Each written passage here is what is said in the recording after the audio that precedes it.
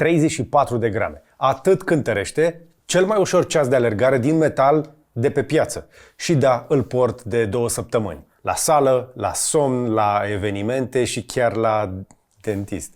Și în sfârșit pot să le răspund lui Dio 1710 și Otilei Grigore, care mă întreabă ce smartwatch folosesc. Sunt mulți oameni curioși în legătură cu ceasul ăsta care arată bine. Păi, hai să începem. Dăm câteva minute să spun de ce cred eu că acesta este cel mai reușit ceas pe care l-a făcut Huawei până acum. Și nu pentru că e cel mai scump sau cel mai încărcat cu funcții, că nu e, ci pentru că e primul care îți vine să nu-l mai dai jos de pe mână. Că de-aia m-ați văzut atât de des cu el la mână, nu doar pentru perioada de testare. M-a prins un pic.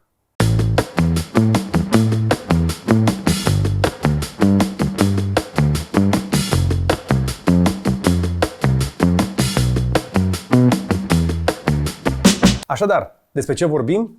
Vorbim despre Huawei Watch GT Runner 2. Un ceas care pe hârtie e făcut pentru alergători. După culori așa îi zice. Dar în practică pe mine m-a cucerit exact acolo unde nu mă așteptam. În viața de zi cu zi că nu stau toată ziua la sală, n-am înnebunit și nici nu sunt alergător din ăla veros. Deci, probabil că știți. Eu testez ceasuri de la Huawei constant. Am mai purtat de la ei Ultimate Design, toate GT-urile, am purtat aproape tot ce au scos. Și sincer mă așteptam ca Runner 2 să fie un ceas de sport de nișă. Adică ceva ce porți când alergi și după aia îl pui în sertar. Există oameni care au ceas doar pentru așa ceva. Ei bine, nu, greșit. După ce l-am scos din cutie, prima reacție a fost: păi ăsta e cel mai frumos ceas pe care Huawei l-a făcut până acum. Sau pe care l-am purtat eu. Și acum da, sunt subiectiv. Și vă spun de ce. Ăsta este o combinație care mie îmi place de slim, ușor, modern, dar nu e chiar așa țipător. Nu încearcă să fie o bijuterie ca Ultimate Design, cu aur, cu chestii de genul ăsta, nu încearcă să impresioneze cu dimensiunea. E pur și simplu elegant prin simplitate, deși este destul de colorat. Mie chiar îmi place așa. Dar îmi place și partea tehnică, îmi plac detaliile, gen carcasă din aliaj de titan aerospațial de 10,7 mm grosime. Asta înseamnă cu 2,2 mm mai subțire decât un Garmin Forerunner, care are 12,9. Poate nu sună mult, dar pe mână se simte fiecare milimetru și fiecare gram, mai ales când faci sport. Are sticlă cu un lun de generația a doua, aia de pe telefoanele lor flagship de la Huawei, care e mai ușoară decât Safirul, dar apropiată ca rezistență la zgârieturi și impact, și are ecran AMOLED de 3000 de niți dacă alergi în soare puternic. Deci 34,5 grame corpul, 43,5 cu brățara asta. Și confirm că l-am purtat, v-am spus. Asta e senzația. Când îl iei în mână, nici nu-l simți. Și îmi place brățara asta, ca să o facă și mai ușoară. Nu au lăsat foarte mult velcro aici. Au tăiat fiecare gram posibil la ceasul ăsta. Practic, la o mână mai groasă ca a mea, eu îl opresc în chestia asta, pe care, apropo, de care pot să trec dacă îl forțez. Și este, cred că e cea mai light combinație pe care am pus-o până acum pe mână. Dar aici vine partea aia care mi-a plăcut și mai tare. Ei spun acestei brățări Air Dry. Ce înseamnă chestia asta? Că este un material din ăsta sintetic pe bază de plastic, dar care este foarte respirabilă și nu se simte ca un plastic. Ei zic că e cu 25% mai respirabilă decât generația anterioară, iar eu chiar transpir cu el la mână. La sală nu vei simți vreo problemă sau vreo diferență față de orice altceva, pentru că ăsta lasă apa să iasă. Singurul minus, din punctul meu de vedere, este că partea albă este aici, pe brățara asta, și s-a frecat de la niște gantere, după care m-am dus și am dat cu niște săpun și gata, s-a dus. Nu va mai fi la fel de albă ca în prima zi, dar eu e o chestie asta ca un semn așa că chiar l-am folosit. Așa că, da, e faină partea asta portocalie, combinația asta cu albastru de pe brățara care a ajuns la mine, dar partea asta albă este un pic la sacrificiu. Cine o să vadă murdar, încă o dată o să creadă că chiar îl folosești. Dar știți care e faza? Încă o dată, eu nu sunt alergător. Alerg un pic pe bandă, la sală, îmi place banda de la Florin Cușbă, care inclusiv o zonă în asta concavă, concavă sau convexă? Spuneți-mi voi la comentarii, că sunt convins că avem băieți deștepți aici. Eu alerg puțin pe bandă, da? Dar nu mă pregătesc pentru niciun maraton. Cu toate astea, încă o dată, ceasul ăsta m-a prins exact acolo unde nu mă așteptam, adică nu la alergare, deși pentru alergători e făcut, ci când mă antrenez la orice altceva, pentru că nu-l simți la mână. E atât de ușor și de subțire, încât dacă împingi la piept, dacă tragi, dacă faci, cum îi spune, gorilla row, toate exercițiile de prin sală, acolo un ceas mare te mai deranjează. Ăsta pur și simplu nu există pe mână. Și asta e cea mai mare surpriză. Nici nu-l lovești din cauza asta, nici nu te jenează, nici nu se prinde, nici nu-l întrerupi din greșeală. Mă mai leg un pic de design. Îmi place foarte mult bara asta, cercul ăsta portocaliu ascuns sub bezelul de titan. Chestia asta arată foarte fain, așa discret, și combinația de culoare cu brățara este top. Am descoperit în ultima perioadă că felul în care mi se asortează brățara mi se pare de multe ori cel puțin la fel de importantă pe cât este ceasul. Astea lucrează foarte bine împreună. Nu sunt eu cel mai bun la design sau chestii de felul ăsta, dar recunosc un obiect frumos atunci când îl văd.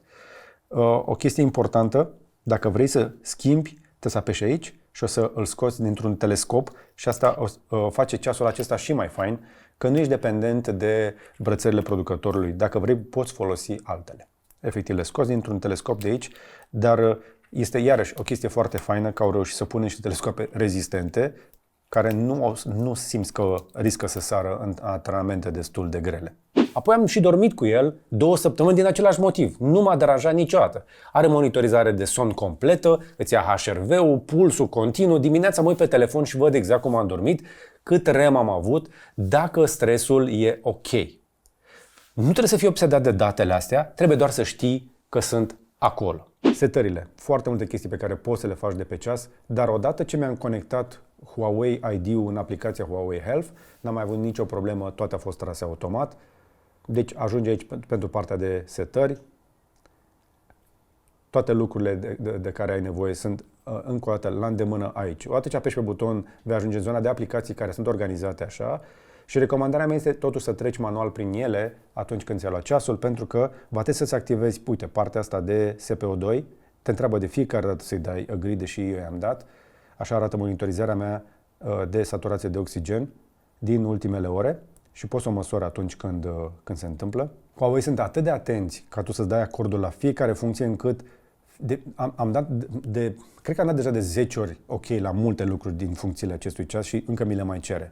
Aici îmi monitorizează dacă am variații de puls, iarăși foarte folositoare. Aici informațiile sunt colectate inclusiv în scorul de somn, care este atât de detaliat pe cât îți dorești, dar exact ce spuneam, vedeți de dimensiunea ecranului?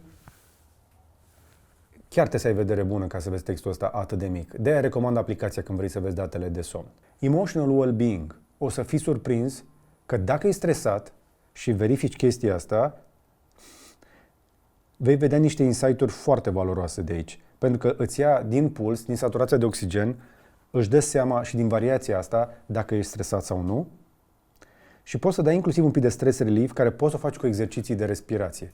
Luați chestia asta în serios. Dacă aveți senzație de anxietate sau senzația asta că ați avea un început de atac de panică, niște exerciții de respirație pot fi mai valoroase decât crezi și mă bucur că tot mai multe ceasuri au aceste funcții pe ele. Și ar mai fi o grămadă. Asta cu ECG-ul, iarăși pe care poți să le faci pe ceas, partea de aclimatizare la altitudine este iarăși o chestie foarte bună și cât de flexibile sunt arterele tale. Sunt funcții care pot funcționa automat pe ceasul tău. O altă funcție importantă și care trece aproape pe sub radar, pentru că deja ne-am obișnuit cu ea, este partea de termometru.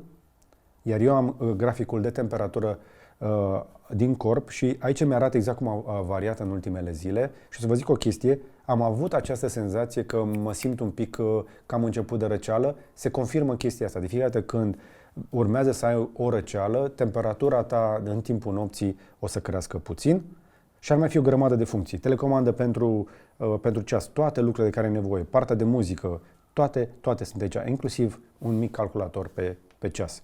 Mai are și apeluri pe Bluetooth, are și muzică standalone, are și funcție NFC, nu le-am folosit. Are și golf, dacă sunteți genul. Are free diving, încă o dată, nu sunt eu un diver, dar e compatibil și cu iPhone-ul și pe Android. Practic e un smartwatch complet, nu doar un ceas de sport. Dar acum o să fiu sincer, m-a surprins mai plăcut în viața de zi cu zi, vă spuneam, decât un Watch Ultimate Design. Pentru că ăla e o piesă de rezistență, e spectaculos, dar e un pic mai mare, e mai greuț, e mai pretențios. Runner 2 e ceasul pe care efectiv nu vrei să-l dai jos, îi face pe oameni un pic curioși, dar nu îi impresionează, nu epatează. Cred că ăsta e cuvântul. Mă întorc la cei pentru care contează. Pentru cine aleargă serios, aici e partea cea mai tare. Hai să vă dau informațiile. GPS-ul de pe ceasul ăsta e probabil cel mai impresionant upgrade față de orice alt ceas de alergare de pe piață. Au pus o antenă 3D flotantă din titan care creează semnale polarizate circular, fix cum transmit sateliții, în traducere în limba română. Performanța antenei de vreo 3 ori și jumătate mai bună decât generația anterioară. Are dual band, toate sistemele de sateliți, GPS, GLONASS, Galileo, Beidou și chestia care nimeni nu știe ce este QZSS. Vă dau aici niște imagini ca să vedeți de pe la alții care au testat chestia asta inclusiv pe stadioane, prin comparație cu Garmin 970 sau Coro Space Pro. Numai că pe hârtie e doar marketing. Dar dacă te uiți la testele astea independente, unde alergătorii au comparat traseele lor pe stadion certificat, Huawei a lipit traseul aproape perfect pe linia interioară. Garmin 970 și Coros mai deviază. Un reviewer independent, The 5K Runner, un om pe care îl mai urmărim și noi, a scris că în situații dificile GT Runner 2 a arătat cea mai bună precizie GPS dintre toate ceasurile testate vreodată. Huawei a fost întotdeauna în avangardă la partea asta de recepție GPS, inclusiv la telefoane. Dar faza cu adevărat interesantă este algoritmul XDR. Ce înseamnă asta? Când intri într-un tunel sau alergi printre blocuri, ceasurile obișnuite mai pierd semnalul, că e antena mică, și traseul deviază. GT Runner 2 folosește accelerometru și giroscopul ca să estimeze poziția din tunel și să reconstituie traseul după ce ieși de acolo. Adică poți alerga prin tunelurile de la metrou, printre trenuri, după trenuri și îți reface traseul. Sau printre blocuri, sau prin tot felul de trasee în astea unde nu ai întotdeauna semnal GPS direct. Dar hai să mergem și mai departe, pentru că există și un marathon mode, pentru că ceasul a fost co-dezvoltat cu Eliud Kipchoge, dublu campion olimpic la maraton. Are mod dedicat pentru curse, îți setează strategia de pace, de ritm, îți arată devierile în timp real și îți amintește să te hidratezi și să mai și mănânci. Practic e un antrenor personal pe încheietura mâinii, dacă știi cum să-l și setezi. Are și Running Power, e prima dată la Huawei, dezvoltat cu echipa de la DSM, plus detecția pragului de lactic în timp real, dezvoltată cu Beijing Sport University. Încă o dată, nu am testat eu chestia asta, dar sunt funcții pe care le găsești normal de obicei pe ceasuri de 2 ori mai scumpe. Vi le zic aici, sunt curios cine a testat chestia asta sau mai uite-te și pe la alți revieweri independenți care chiar sunt atât de pasionați de alergare încât să facă astfel de măsurători. Ceasul mai are și planuri de antrenament inteligente care se adaptează la nivelul tău, la obiective, la zilele tale disponibile. Are tot ecosistemul de pregătire pentru cursă, de la înregistrare până la analiză post-cursă, direct pe ceas. Nu trebuie să scoți întotdeauna telefonul pentru cele mai multe chestii. Softul de pe ceasul ăsta s-a maturizat mult. Nu doar pentru partea de sănătate, apropo. Același spate tipic, cu senzorii, îi vezi aici. Și în continuare sunt fascinat de faptul că toată sticla asta super rezistentă ascunde toți senzorii și de SPO2, dar și de puls, și am și încărcare wireless, și am și difuzor aici, și am și microfon aici. Cum au putut să pună toate chestiile astea într-un corp atât de subțire? Apoi, butonul de pe care vei face cele mai multe chestii și încă un buton pentru aplicațiile, pentru programele tale de antrenament, unde o să vezi toate lucrurile astea. Spre exemplu, mie mi-a detectat automat acest outdoor walk, dar știe și biciclete, ce ziceam de maraton, toate sunt aici și ceasul este super fluid. La partea de procesare nu prea mai avem ceasuri lente, funcțiile încep să ne intereseze.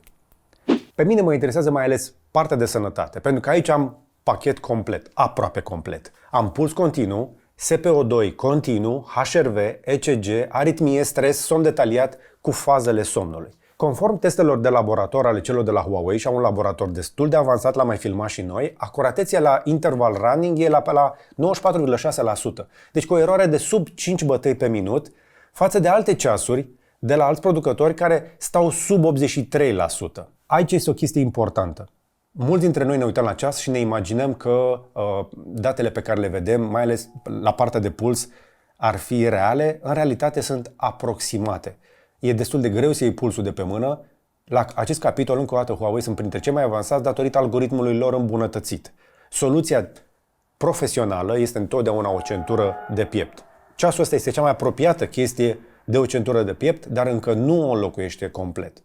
Dar să revin. La stretching post-antrenament, spre exemplu, când mâna nu se mai mișcă la fel de mult, ai acuratețe 93% versus 81% la competiție. Astea sunt date de laborator, nu sunt ale mele, dar numerele sunt semnificative. Este o îmbunătățire foarte, foarte bună.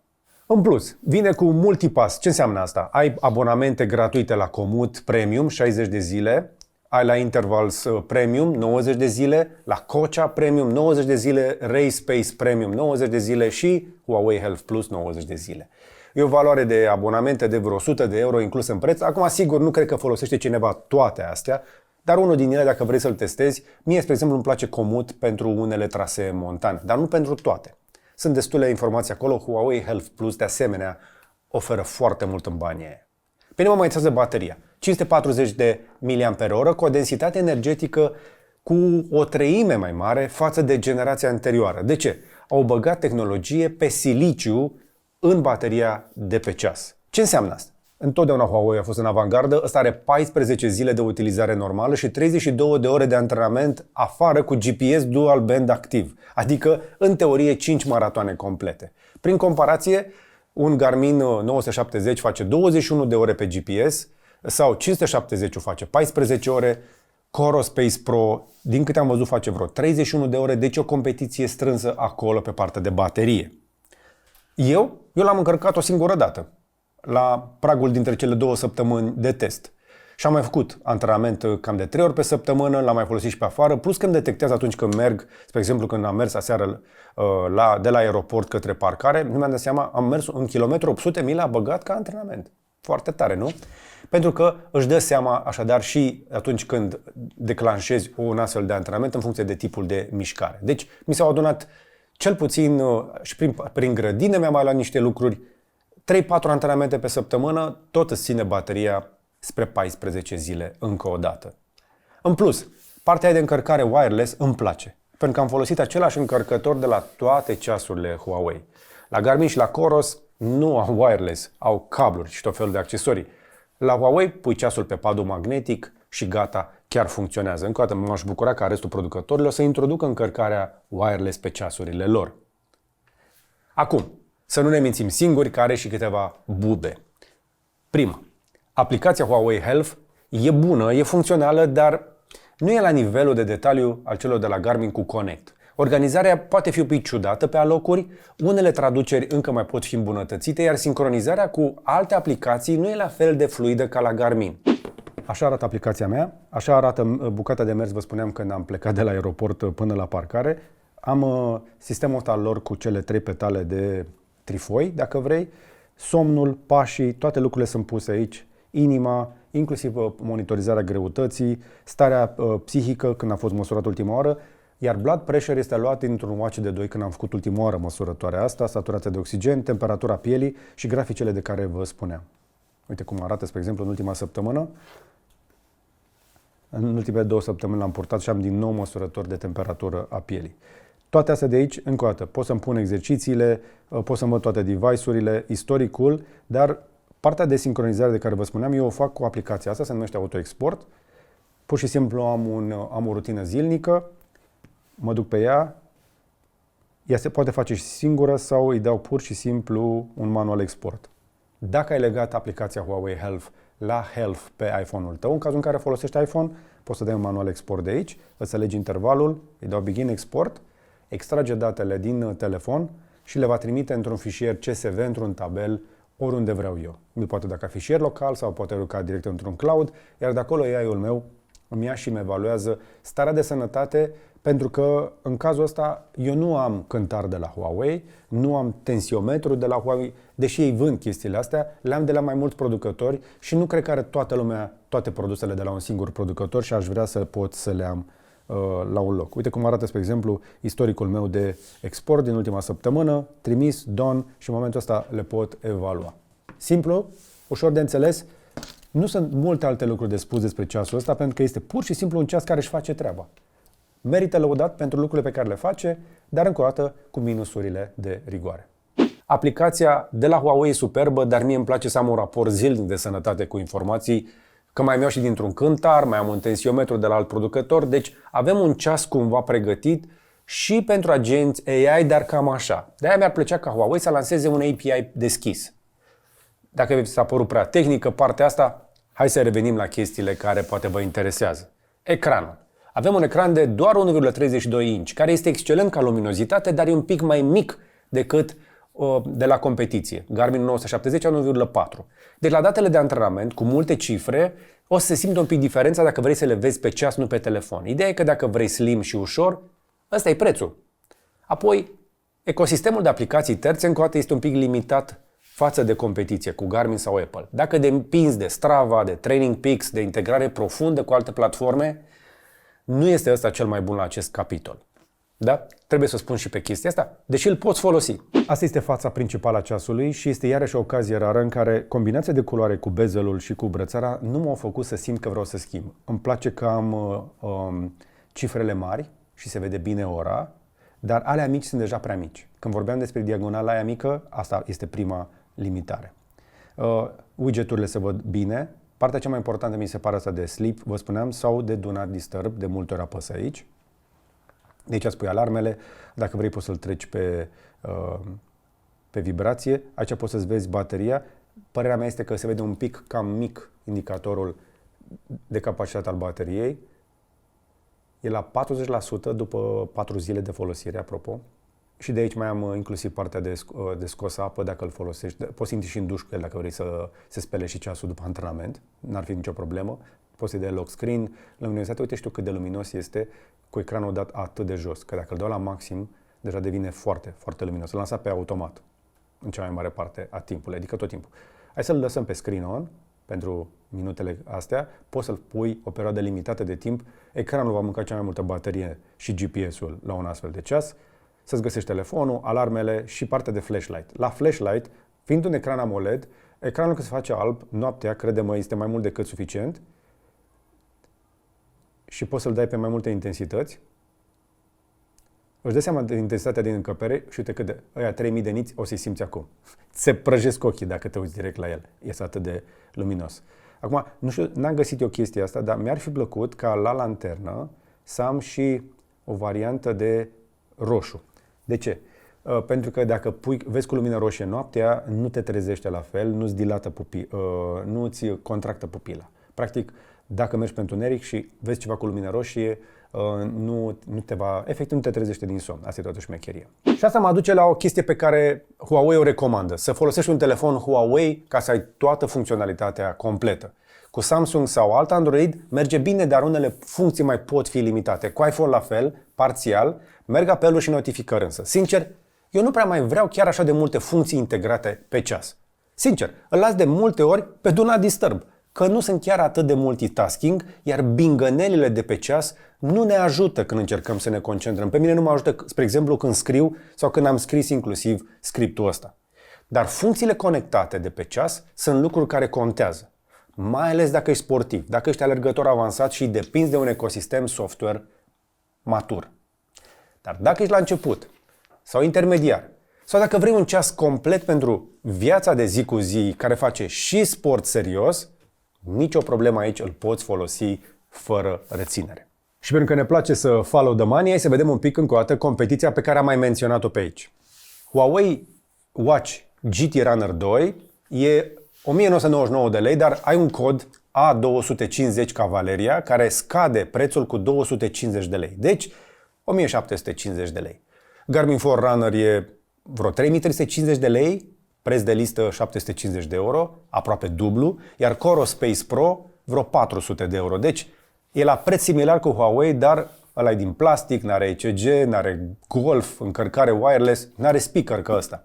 Deci, la prețul ăsta pe Huawei ai titan, sticlă cu un lun, luminozitate mare, 3000 de niți, ECG, GPS cu cea mai avansată antenă din industrie, 32 de ore de baterie pe GPS-ul ăla, încărcare wireless și abonamentele alea în valoare de vreo 100 de euro. E destul de multă valoare aici. Prin comparație cu alte mărci, așadar, Huawei pare singurul care ține pasul simultan cu partea sportivă de la Garmin, dar și cu partea de utilizare zilnică de la Apple. Garmin e rege pe ecosistem de alergare, Apple e rege pe utilizarea de zi cu zi pe telefoanele lor. Huawei încearcă să fie între ele. Și cred eu că la prețul ăsta e o propunere care merită luată în serios. Dincolo, apropo, de frumusețea ceasului. Apropo, o notă de subsol așa, da, Huawei a depășit Apple la nivel global ca vânzări de wearables, conform rapoartelor de piață. Deci s-a întâmplat și chestia asta, unde Apple erau lideri total detașați.